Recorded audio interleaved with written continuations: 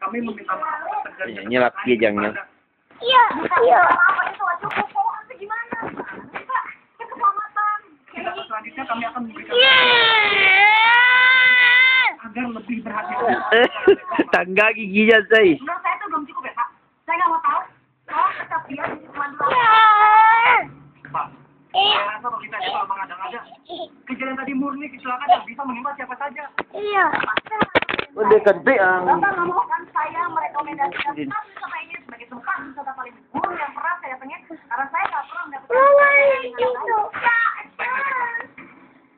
Saya akan memberikan keputusan supaya masalah Say dah. Iya, iya, iya. karena kamu sudah menjaga keselamatan bersama dan juga menyangkut Dia satu dulu, Lipa. Awas, Lipa sudah. Itu. dia masa hadir. Saya sudah melakukan tugasnya dengan baik sebagai teman durasi. Kenapa dia jatuh? Saya bukan kesalahan saya. Awas, Lipa situ. Hello, lo itu harus sebagai mantan. Itu dengan benar dong. Jangan lagi keluarga. Pikir dong.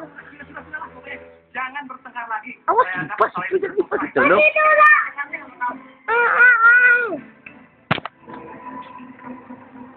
Tangga giginya, say. Tangga giginya. Alah, tangga gigi. Lipat satu, lo. Ah, tangga giginya. Tangga giginya. Habis giginya. Iya. Tangga giginya.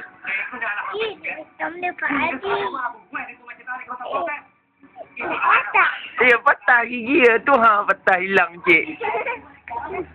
Hilang, cik. Tu ada. Ya, hilang, cik. Hilang, cik. Jangan lihat, cik. Giginya hilang, cik. Iya, hilang, cik. Iya, patah. Ya. Aduh, tidak bisa makan lagi. Ya. Tidak bisa makan. Patah. Patah. Tinggal isi juga. Lapi aja. Ya, lapi ama jangan. Iya. Ya, gigi. masih belum bisa memberikan dia mau adil. Kanya.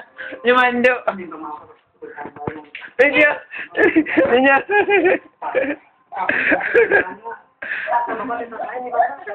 Sudah lama kau sampai diambil sebelah.